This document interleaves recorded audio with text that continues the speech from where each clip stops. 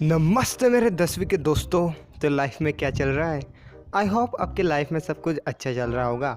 तो आज हम पढ़ने जा रहे हैं the tale of custard the dragon, जिसको लिखा है ऑग्डेन नास ने। तो ये जो पोएम है ये काफ़ी ह्यूमरस है और एकदम हंसी मैनर में लिखी है। मतलब इस पोएम को पढ़कर आपको हंसी फील करवाना है, मतलब आपको हैप्पी करने के लिए ये पोएम लिखी है और काफ़ी ह्यूमरस है। तो पोएम पढ़ने से पहले यदि आपने चैनल को सब्सक्राइब नहीं करा तो प्लीज़ सब्सक्राइब इट, और शेयर नहीं करा तो अपने यार दोस्तों तक शेयर कर दो। बढ़ते हैं पोएम की ओर।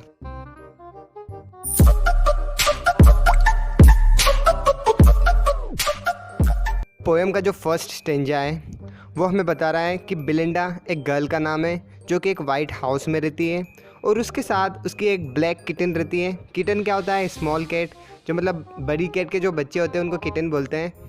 तो वो ब्लैक किटन भी उनके साथ रहती है और उनके साथ एक ग्रे माउस भी रहता है और साथ में एक येलो डॉग रहता है और एक रेड वैगन रहता है। एक रेड वैगन वो जो आती है ना कैरी करने के लिए, तो वो होता है।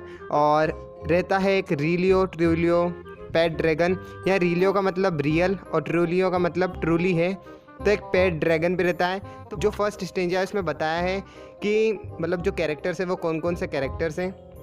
अब जो सेकेंड स्टेंजा है उसमें उन कैरेक्टर्स का नाम बताया गया है कि जो ब्लैक किटन है उसका नाम इंक है, जो ग्रे माउस है उसका नाम ब्लिंक है, और जो लिटिल येलो डॉग है उसका नाम मस्टर्ड है, और एक ड्रैगन जो कि कॉवर्ड है, मतलब काफ़ी डरपोक है, उसका नाम कस्टर्ड है। तो अब थर्ड स्टेंजा में कस्टर्ड का डिस्क्रिप्शन दिया जा रहा है कि जो कस्टर्ड जो एक ड्रैगन है उसके बिग शार्प टीथ है, मतलब बड़े बड़े शार्प टीथ है, और उसकी जो बैक पे मतलब उसकी जो टॉप है उस पर स्पाइक्स हैं, और उसकी जो अंडर बॉडी है मतलब जो नीचे की बॉडी है उसमें स्केल्स है। स्केल्स क्या होती है? जो फाइन लाइंस होती है ना, जैसे कि स्नेक्स में आपने देखा होगा।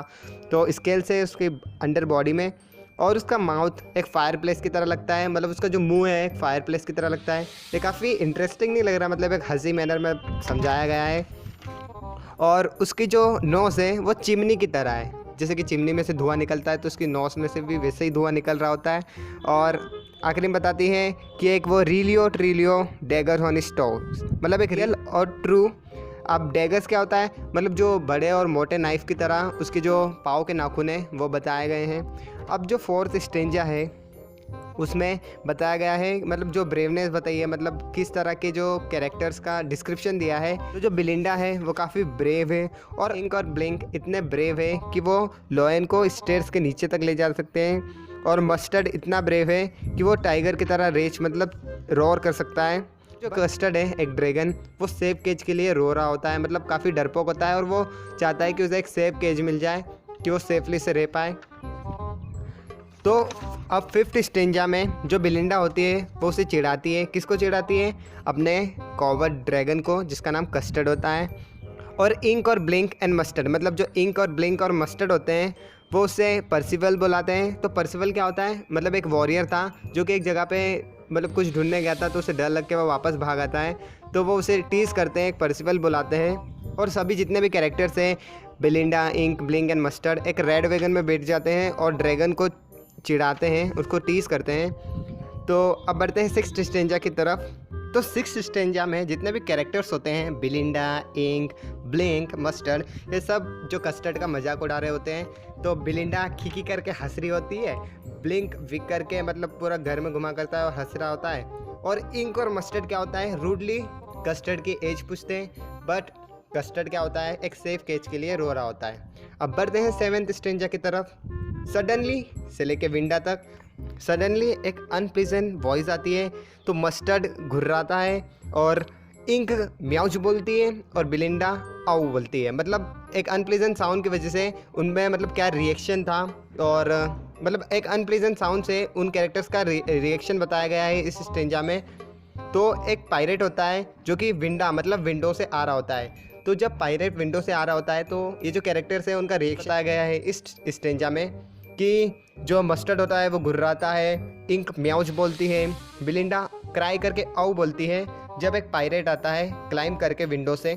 तो बढ़ते हैं अब एट्थ स्टेंजा की तरफ। तो एट्थ स्टेंजा में जो वो पायरेट है उसका डिस्क्रिप्शन बताया गया है कि उसके दोनों हाथों में पिस्टल है और उसके दांतों के बीच एक छोटा सा जो तलवार होते हैं वो रखी हुई है।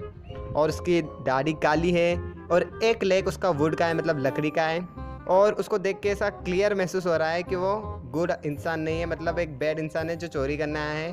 तो पायरेट यूजुअली ऐसे ही दिखते हैं, उसको देख के बच्चा भी डर जाए। अब बढ़ते हैं 9th स्टेंजा की तरफ, जिसमें जो बिलिंडा होती है वो काफ़ी डर जाती है और वो हेल्प हेल्प चिल्लाती है। मस्टर्ड भी हेल्प करके चिल्लाता है, मतलब काफ़ी डर जाता है। इंक भी मतलब काफ़ी दबे पाँव घर के नीचे चले जाता है, मतलब जो बॉटम फ्लोर होता है वहाँ चले जाता है।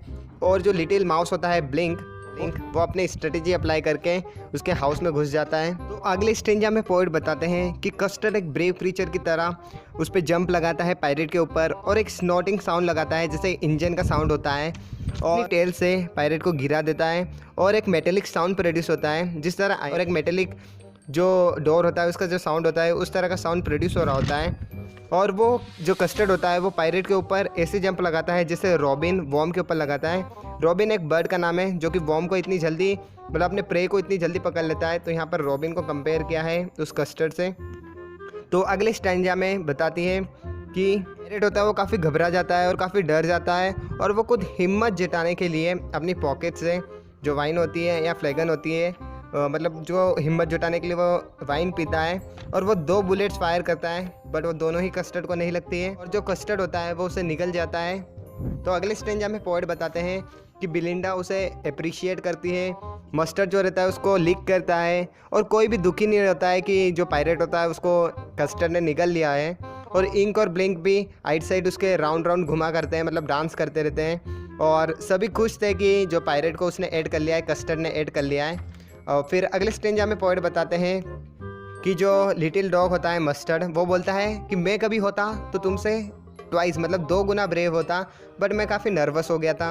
और इंक और ब्लिंक बोलते हैं कि हम 3 टाइम्स ब्रेव होते, पर हम भी काफ़ी घबरा गए थे और काफ़ी सोचने लग गए थे कि क्या करें। बट कस्टर्ड ये एग्री कर लेता है और बोलता है कि तुम सब मेरे से ब्रेव हो। मतलब यहाँ पे काफ़ी आयरनी है, मतलब कस्टर्ड ने उस पायरेट को मारा, तब ये क्लेम कर रहे हैं कि वो ब्रेव है कस्टर्ड से।